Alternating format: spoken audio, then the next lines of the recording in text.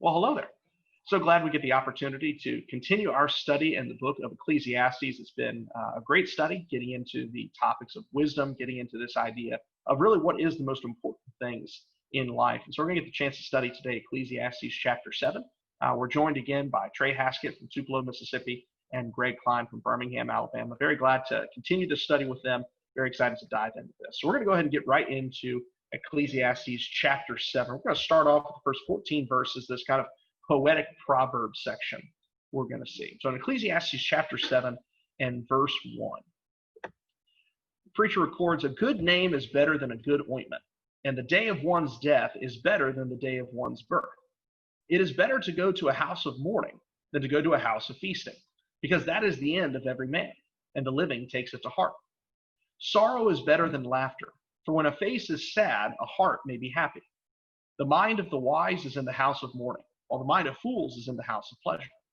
It is better to listen to the rebuke of a wise man than for one to listen to the song of fools. For as the crackling of thorn bushes under a pot, so is the laughter of the fool, for this too is futility. For oppression makes a wise man mad, and a bribe corrupts the heart. The end of the matter is better than the beginning. Patience of spirit is better than haughtiness of spirit. Do not be eager in your heart to be angry, for anger resides in the bosom of fools. Do not say, why is it that the former days were better than these? For it is not from wisdom that you ask about this. Wisdom along with an inheritance is good, an advantage to those who see the sun.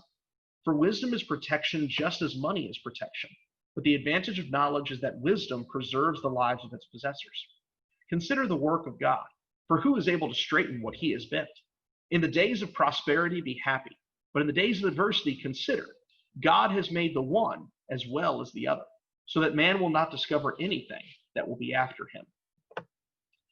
So we get this section of poetic proverbs, and it really reminds us of the book of Proverbs, kind of these short, pithy sayings that we see. And really, I think this is a continuation. We looked in Ecclesiastes chapter 6, and at the very end of that section, we said there's kind of a transition point in what the author is talking about. And so in Ecclesiastes chapter 6, at the very end, if we take a look at that, my computer is not pulling up Ecclesiastes 6, so got to go the old-fashioned way.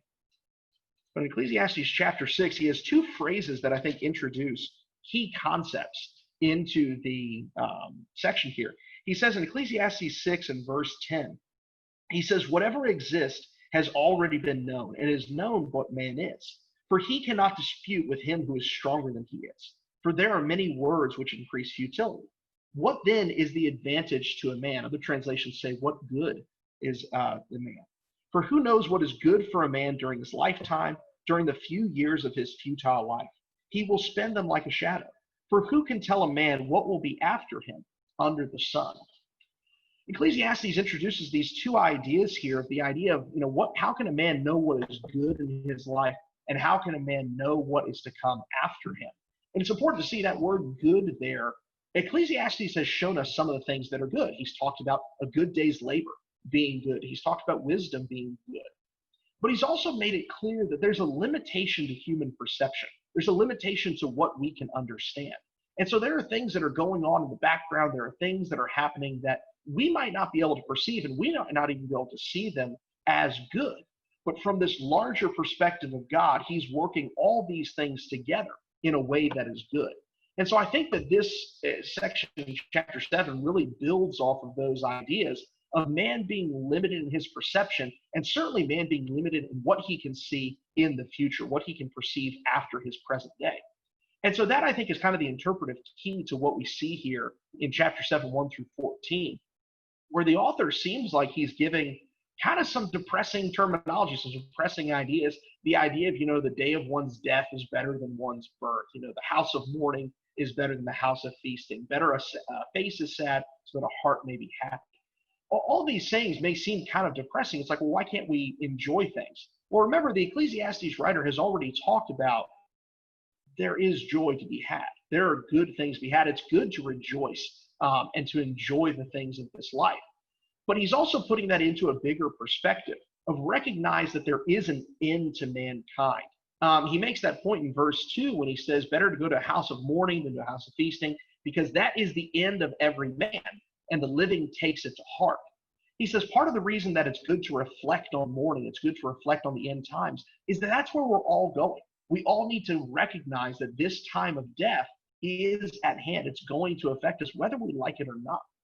And so you can be foolish in your joy and ignore that day that's coming. You can ignore the reality of death. Or the Ecclesiastes author would advise you, be wise, recognize that there is an end of our days here on earth. And so all of this poetic section, I think, is really seeking to instill the understanding that wisdom sees the end of days. Foolish people never think about the end of their days. They never think about what's going to happen in the future. But the wise man understands that there's something that's going to end here, and we need to be aware of that ending. And from a bigger New Testament Christian perspective, we understand that there's a day of judgment that accompanies that day of death. So we definitely need to be aware of that. Greg, what do you see in this section of 1 through 14 here? I think you hit the nail on the head, proverbially speaking, there with the theme. I do think there's the word perspective pops out here.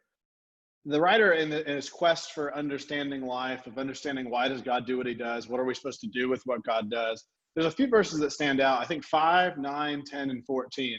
And notice the perspective comes out every time. Verse 5, it is better for a man to hear the rebuke of the wise than to hear the song of fools, right? That's an upside down perspective. I don't normally enjoy people telling me how wrong I am. It happens all the time because I'm a Gator fan, and the sports teams haven't been as hot lately. And it's not something I enjoy hearing, but sometimes in our Christian walk, right, in our spiritual walk with God, we have to realize the perspective matters, that I need to be my best self. And that means being told that God's word has a little bit of a different picture of my life than I'm living. And notice how this bears out in verse 9. Be not quick in your spirit to become angry, for anger lodges in the heart of fools. It's easy, it's natural to be angry first. And yet wisdom says, don't be quick to anger. Why? Well, anger lodges, it festers. It's this bitterness that we're told to put away from us in Ephesians chapter 4. And if you think about verse 5, if I'm willing to take rebuke, by the way, that might slow down some of my anger. Verse 9. Verse 10, another perspective problem, say not, why were the former days better than these? For it is not from wisdom that you ask this. And while there may be some deeper points here in chapter 7 that Andrew was on to and Trey will allude to, when you look at some of the surface level perspective here, this is upside down worldly wisdom. Take rebuke. Hold off on anger. Verse 10, don't focus on what was better. Right? This is part of the ecclesiastical journey here. I'm fixated on why I don't have, why life is like, and all these puzzle pieces I'm missing or don't understand. And if we do that, we're going to be upset. We're going to be angry. That's why Paul would say we need to meditate on good things. I don't think too many of us have to look too far past a Twitter or Facebook account to see it's really easy to get fixated on negative things, even from good people. You turn on the news, it's really easy to get fixated on bad things and to think the world's on fire. Remember Elijah at Mount Carmel after his great victory, perhaps the greatest miracle in the Old Testament, you could argue. He finds himself alone and hiding, fearing for his life. And what does he say? Well, he comes on and he says, I alone am left. I'm the only one who's serving you. And God says, no, you're not. There's 7,000 who haven't yet bowed the knee to Baal. Right? We need to know we're not alone, but we need to keep the perspective that I have a job to do and not get caught up on what I don't have or what I wish was better, but enjoy the day. Verse 14, in the day of prosperity, be joyful. And in the day of adversity, consider, right? Think, have perspective. That's that theme here. God has made the one as well as the other so that man will not find out anything that will be after him. And so the question is, what am I fixated on? Am I fixated on problems or solutions? Am I fixated on joy or why I've been wronged or how I've been made to be upset? Don't give in to the devil. Don't give in to these temptations. Trust in what God has done and recognize there is light, not only at the end of the tunnel, but there's light here and now too. And so I don't have to get caught up on the negative and realize, by the way, God made both. Remember Ecclesiastes chapter 3, there's a time for everything. We need to take advantage of those times, revel in the emotions God gave us, be thankful for all good things as long as we have them, and recognize that most importantly, what matters is the conclusion of this entire book, fear God and keep his commandments. Trey, what do you see here in this section that stands out to you? I think both of you guys have brought out some really good things here, helpful for us as we think about, Andrew, you talked about death and how death is the end of all man. And so we've got to live life sort of in light of that. We've got to be ready for that eventuality. And so in some cases, it's better for us to be thinking about those things and go to the house of mourning. I'm actually going to be going to a funeral here in a little bit, and I'm sure this passage will get used and read, as is often the case, because it is those times that sober us. And Greg, that's the word I was thinking of when you were talking about perspective, is just sort of having this sober perspective on life, understanding where we are and why we're here as we go through this life, not being caught up with everything that is swirling around us, not always trying just to get the next high or the next momentary kernel of happiness that we can. And so I think perspective, and particularly that perspective that sees death as the end of all of us, is certainly very valid and very helpful.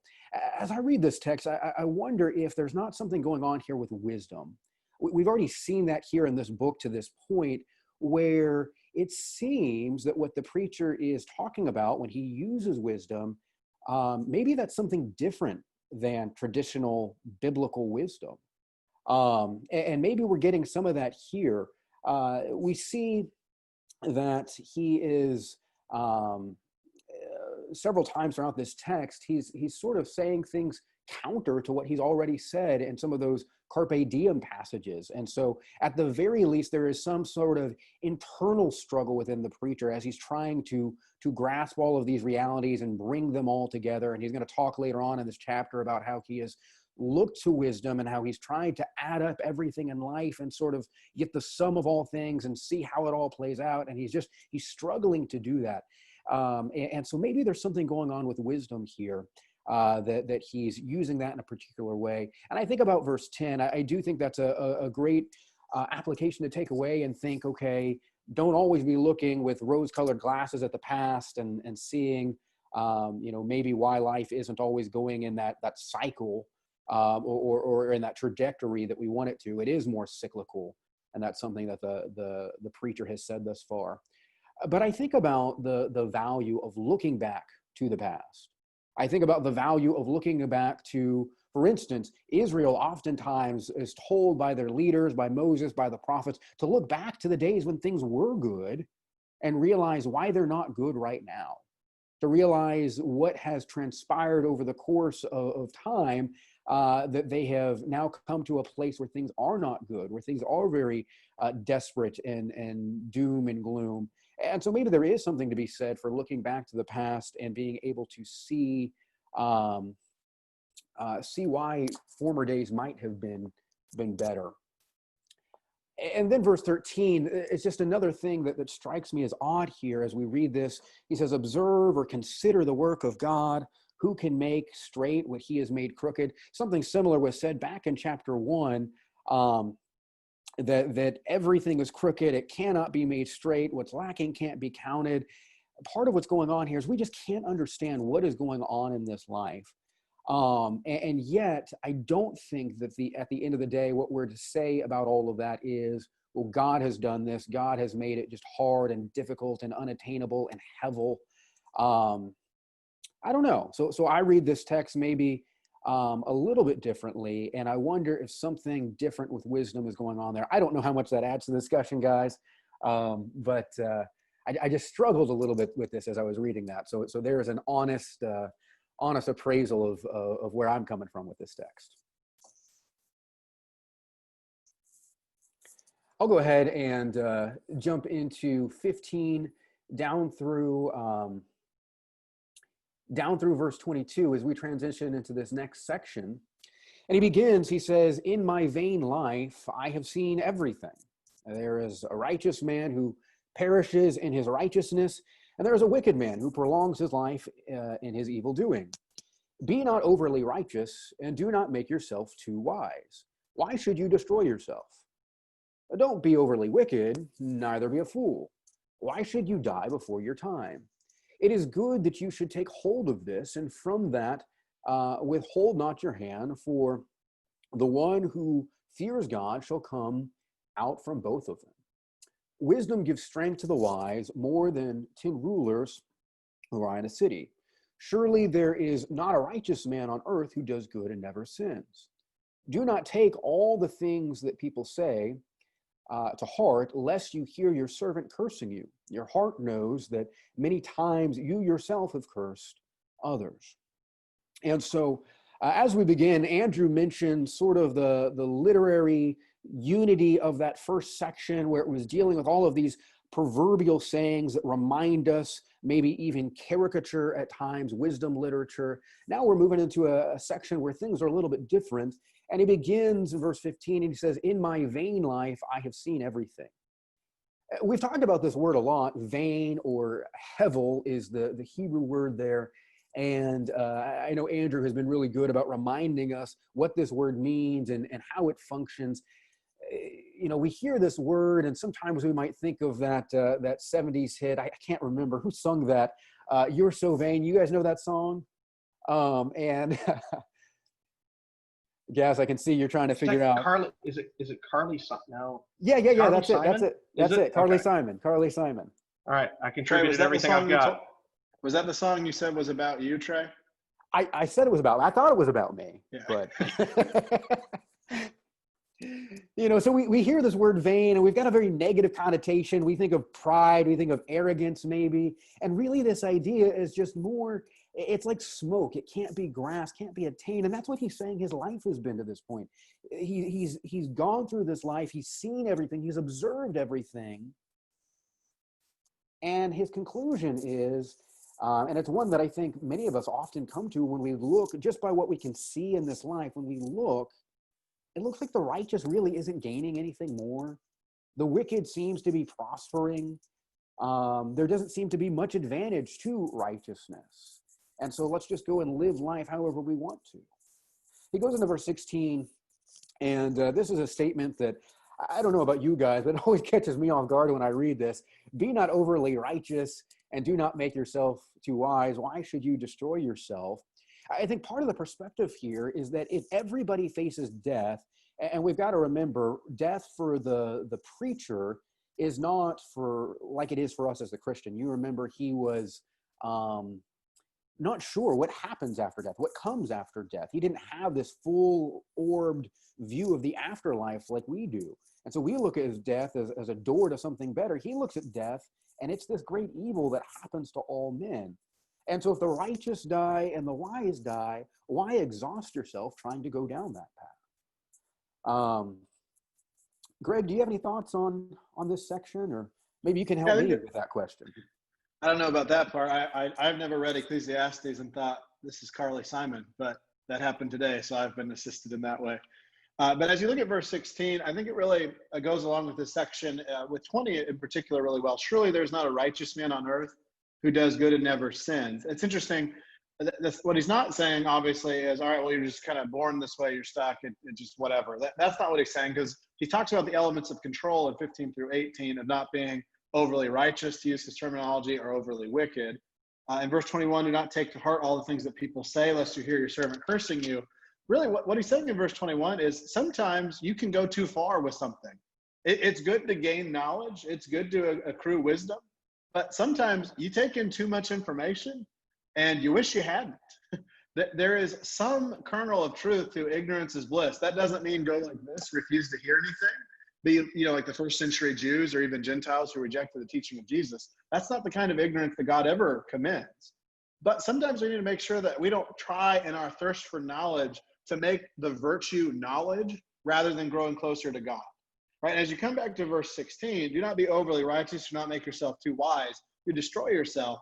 Sometimes when we have one goal, we get distracted from everything else. That one thing we strive for has got to be God. And we have this issue sometimes in society, and certainly within a Christian culture, where we say, okay, here's what a Christian looks like. And we preach about it, we teach about it, we read about it, and that's important. But more important than what a Christian looks like is why a Christian looks like that. Very similar to Paul in 1 Corinthians 13, in the first 3 verses, he would make the point that even if I had faith that moved mountains, if I have not love, I have nothing, right? Even if I give up my body but have not love, it's worthless, right? We have to do the right things for the right reasons. And one of the distractions can be an accumulation of knowledge that will then be used to our demise. Again, not to harp on this too strongly, but again, you take in information and eventually you take in a lot of negative information. What does that do? Makes me kind of a negative person, makes me assume the worst, makes me think the worst. And so you see verse 17, be not overly wicked, neither be a fool. Why should you die before your time? That likewise is not saying, hey, be a little bit of a fool, right? Just do some wicked things. No, the idea would be, yeah, first of all, if you go whole hog into being overly wicked, by the way, I'm in Alabama now, I can say things like go whole hog, be overly wicked, be a fool, you might end up losing some of your time on earth, right? Because it can go too far. Now, when we say anything in moderation, that doesn't mean everything bad, if you just do it a little bit, isn't a problem, right? What are we living for? What are we striving for? There's some earthly application to this. There's also some spiritual application. If you don't live for God, anything else can take you in the wrong direction. And sometimes people, in the name of holiness, have taken a lot of information that made them end up rejecting God on a false ground.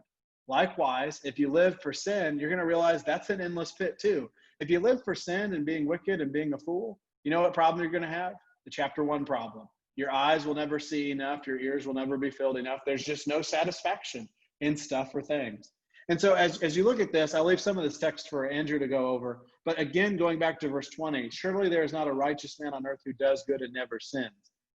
I don't think what Solomon's saying there, or whoever's writing this, is, hey, this is good news.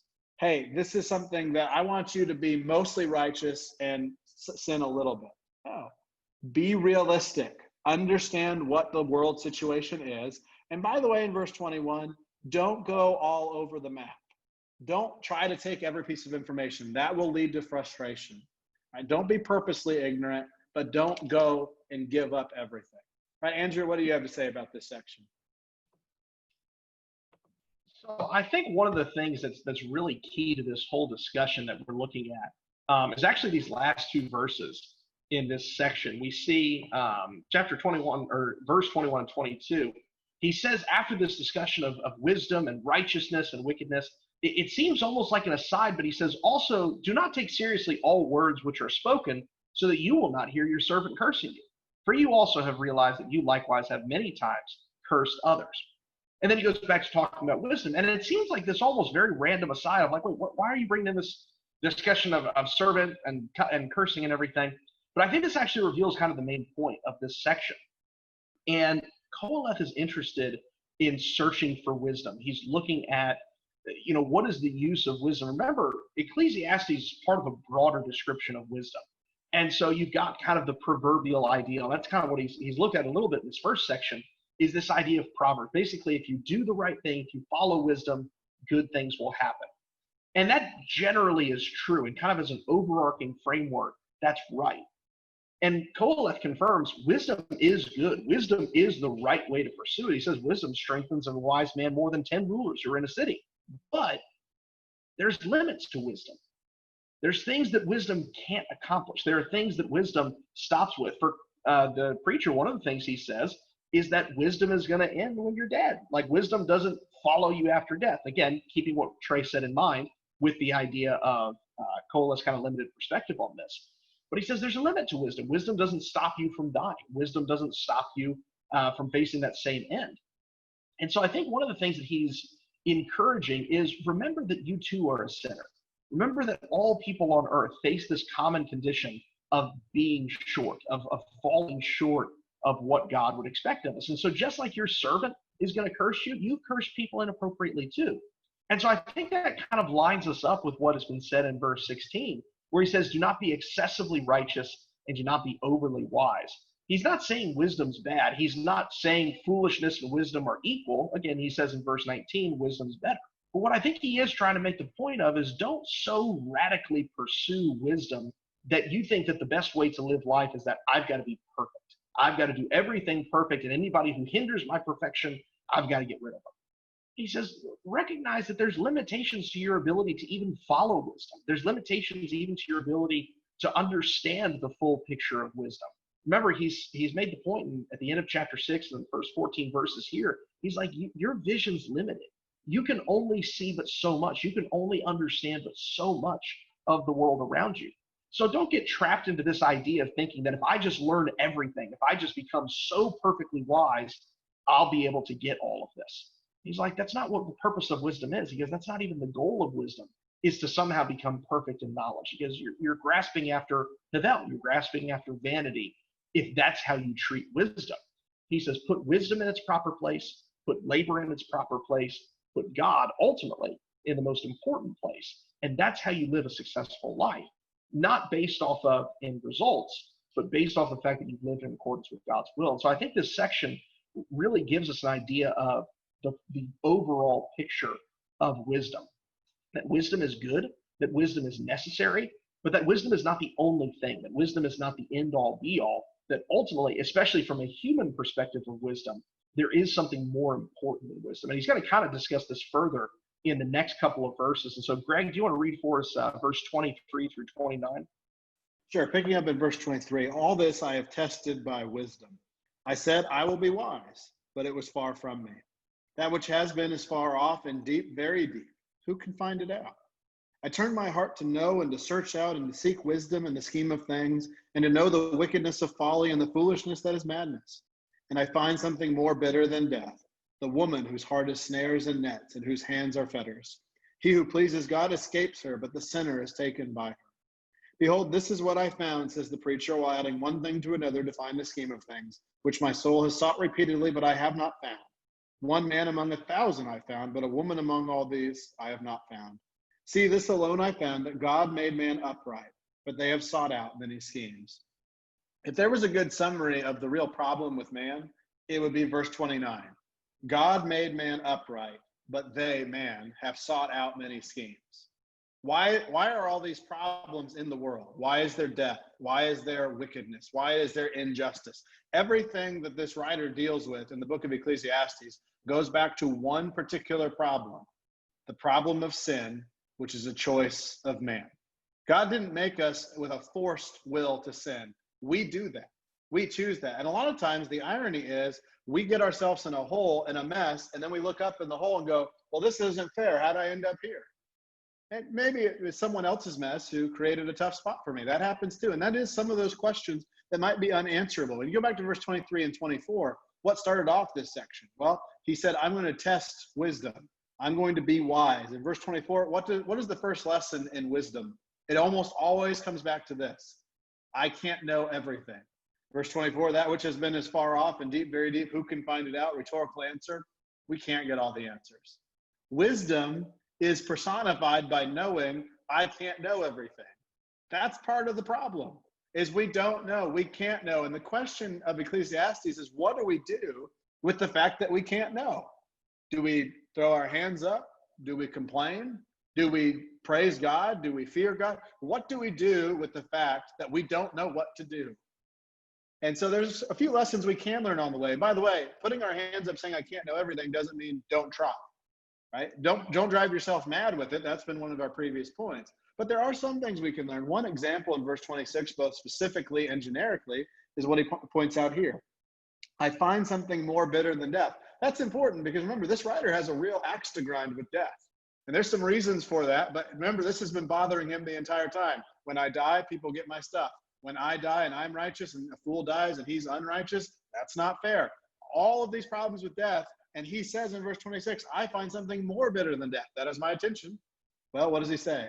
The woman whose heart is snares and nets and whose hands are fetters, he who pleases God escapes her, but the sinner is taken by her. Now, think about this. This is a scriptural principle for us. Wisdom means knowing I don't know everything, but a lot of wisdom personified is in the word discernment. I can choose, I can see what is right and what is wrong, and I don't get anywhere close. In Romans 12 and verse 9, Paul would say, let love be without hypocrisy, or other translations, let love be genuine. Abhor what is evil, cling to what is good. Wisdom from the Old Testament and the New Testament says when there is something wicked, avoid it at all costs. Right? 2 Timothy 2:22, flee youthful lust. That's what Joseph did. He literally fled youthful lust. He was going out the door, but he was close enough to be caught. Right? I have to make sure that in my wisdom, in my searches for joy, in my search for purpose, in my search for how does God handle injustice and wrongness, I have to be willing to look at the world and say, you know what? I don't have the answers, but the answers can't be found in more wickedness. I can't find peace in a world of chaos. and wickedness and evil. I have to make sure that I stay away from that which is bad and cling to that which is good. Whether it is a country setup, whether it's a set of laws, whether it's economic principles, whether it's scriptural guidelines, I need to cling to that which is God-given and God himself. That's the only answer to all these unanswerable problems. That's the only peace in a world of chaos. And so as we look at this section, Trey, I think it's interesting to see that he's coming to a little bit more conclusions than he was at the beginning. We're starting to see some progress there. What do you see in verses 23 through the end of the chapter? Yeah, his one big conclusion that you mentioned, and I think you handled really well, is that he doesn't have all the answers. He the conclusion he comes to is there's something that is escaping me, something that's still beyond me, and that really fits into this whole vanity, hevel perspective that we've been seeing throughout this whole book. Even wisdom itself does not give me everything that I would want. And he uses this language of verse 27, adding one thing to another. He's trying to find out the scheme of things. He wants to see how things work in the world. That's part of what he's already done. Back in chapter 3, you remember, he was looking at sort of the created order and how there was a balance and how there was a cycle to things and things go around and there's a time for everything. And we get that from a limited perspective. We understand that. But even back there, you remember, he was not able to figure out what God was doing from beginning to end. And so we can see something of the picture that God is trying to paint. But Greg, I think your question is absolutely right. What do we do when we can't see the full picture? And I know that for me, that is hard as a 21st century American because I'm enlightened and I've been educated, and I like to know and to be in a place where I have understanding. And so to be somewhere where we don't know, where we don't understand, and we have to push through that anyway, that's a very uncomfortable thing, very uncomfortable place for us to be. But I do appreciate what he says here, even though he can't know everything. And I think you made this point as well, Greg, there are some things that we can know. And so how do we live in this life in a way that is fitting, in a way that is right? I don't necessarily know what is good for me long-term, just looking at this world, but I do know, and this gets back to the question that we began with back in verse 12 of chapter 6, what is good for man in the few days of his life? Well, it's following God, and it's fearing the Lord, and making sure that we are living in line with his will. And so we're starting to see, as the preacher is struggling with these things, there are some things that he can hold on to, some things that he does have that are solid for him. And that is one of those things. I read verse 26 and really speaks to me this struggle of being snared by this woman, being trapped, and just the need to escape her. Oftentimes in the book of Proverbs, one of the ways that the book of Proverbs talks is by using the figure of a woman who is a trap and who is a snare. And she is the embodiment of foolishness and leading people astray, because that is such a common thing, that is such a known thing. The preacher understands that this is something to flee from, this is something to escape, and that's what the wise person does. But the sinner, the foolish person, goes, if I can use your Alabamian phrase there, goes whole hog toward his desire, toward his sin. So I can't know everything, is basically what I'm saying. It's what the writer's saying. It's what you said, Greg. I can't know everything. We can't know everything. One thing we can know is to follow God, and to not seek out our own schemes. And so even though I can't understand what God is doing behind the scenes and his schemes, I need not to be scheming myself. And I think there's a little bit of play there in this text between those ideas. Andrew, do you have any last thoughts to add on this last section? Yeah, I think you bring up an important point here with the that image that's used in verse 26 of the woman whose heart is snares and nets, whose hands are chained. I don't think Kolev has a particular woman in mind. I don't think he's using this opportunity to sneak in a slam on Becky down the street. he's using a really common image in the wisdom literature, especially we see this in Proverbs. You see it in Proverbs 21:9 is a really easy example of this, where he talks about it's better to live in a corner of a roof than in a house shared with a contentious woman. That idea of a woman being kind of used as an image, you see it really used both ways. You see wisdom is actually portrayed as a woman. And then in contrast to that, you kind of have this lady folly, who's portrayed as this, this seductress who's seeking to snare men away, to lead them away from lady wisdom and kind of ensnare them and trap them in sin.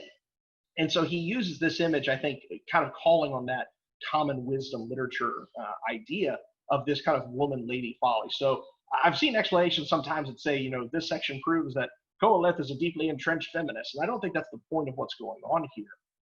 What he's using is this common image of lady wisdom contrasting with lady folly, which I think also explains another verse that can kind of bring up questions sometimes, is what he says. He says, I've discovered this, adding one thing to another to find an explanation. I'm still seeking what I've not found.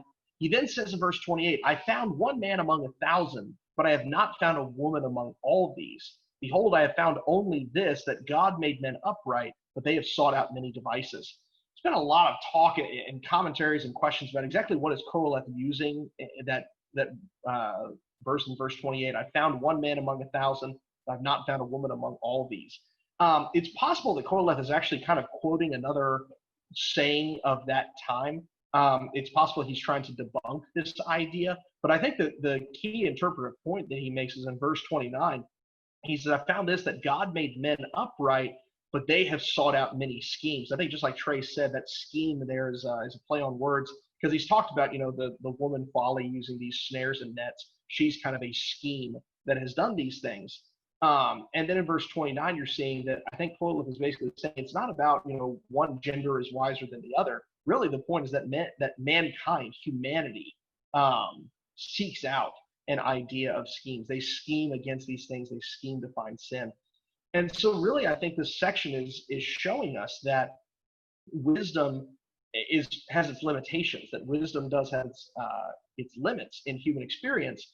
But that's not the only problem that mankind faces. Part of the problem is that mankind often doesn't just not find wisdom to be fully satisfying, but that they go the complete other way and they're going to say, okay, I'm going to find a replacement for wisdom then.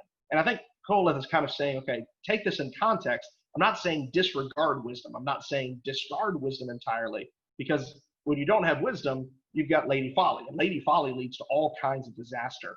And so I think he's using this extended metaphor to demonstrate that wisdom has limitations, but wisdom is still important. And ultimately, wisdom is still going to be what allows us to pursue God in a proper context if we keep wisdom in its proper context. And so as we kind of wrap this up, as we kind of get into the end of this discussion, I think we see this entire conversation, this entire chapter is really about the idea of wisdom, and really kind of giving, I think, a full explanation of wisdom, in that wisdom is the proper course of action. Wisdom does strengthen a wise man more than 10 rulers who are in a city, but you have to understand what wisdom is, what wisdom can do, what wisdom can't do.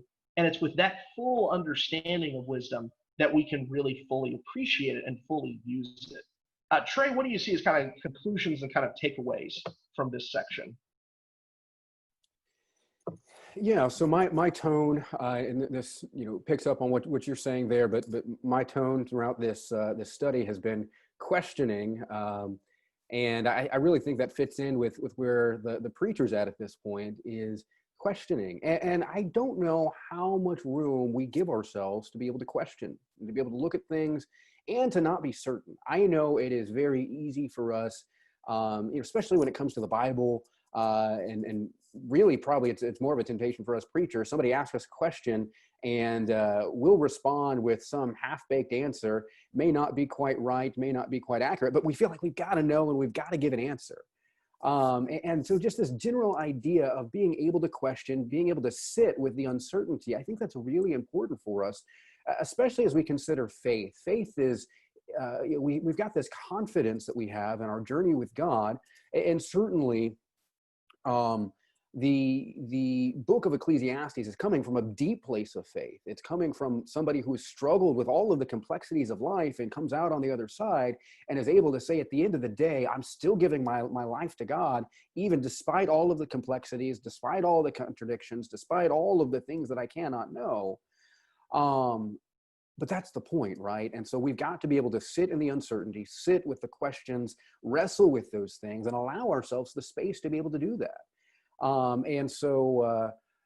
My questions were coming from a lack of knowledge. Sometimes questions come from a place of faith and trying to understand more. And I think that's where we need to push forward to. Greg, do you have any last applications?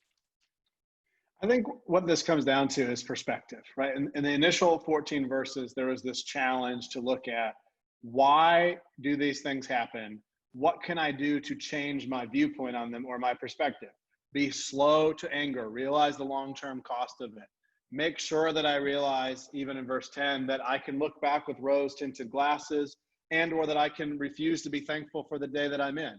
That I, verse 14, need to be joyful and realize that in times of adversity, God made this day too. I have to have a perspective that I can do it, not because of me, not because I can get all the answers, not because I can do all the sin or I can live out the perfect righteousness, but because God can get us through anything. If I trust in God, he will give me the wisdom to avoid traps. He will give me the wisdom to avoid sin that so easily entangles and ensnares us. If I trust in God, I can say, I don't know, but I know who does. You know, the secret of anxiety in day-to-day life is to realize we're not in control. I think that bubble has hopefully forever been shattered by anyone who's lived through this year. We are not in any semblance of control of how this life goes. But we do know one thing very important. I may not know what's going to happen tomorrow, but I know who holds it, and that's God. Do I trust him? Can I allow myself to work within his system, or do I try to bust out of that, come up with answers for unanswerable questions, go down whatever path feels right or looks right? And most importantly, do I fear God and keep his commandments, or do I live out any other way to try to find peace? If I do the latter, there's no hope. If I do the former, there is the best hope possible. Realize this world's not our home. We're just sojourners. We're just passing through. God is there for us, and amazing is his grace. Amazing is his love. And goodness knows that I need that with all of my imperfections. Andrew, thanks again for putting this all together. We appreciate this study through the book of Ecclesiastes, and we'll give you the floor as we kind of conclude here. Absolutely. Another good study of chapter 7. We're, Lord willing, going to get the chance to look next time at chapter 8, which is going to further this discussion of righteousness and all these things. We're going to hopefully see the after effects of those things and how we can do that. So thank you so much for joining us for this study. Appreciate both Trey and Greg joining us. We look forward to seeing you again next time in Ecclesiastes chapter 8. Thank you so much. God bless.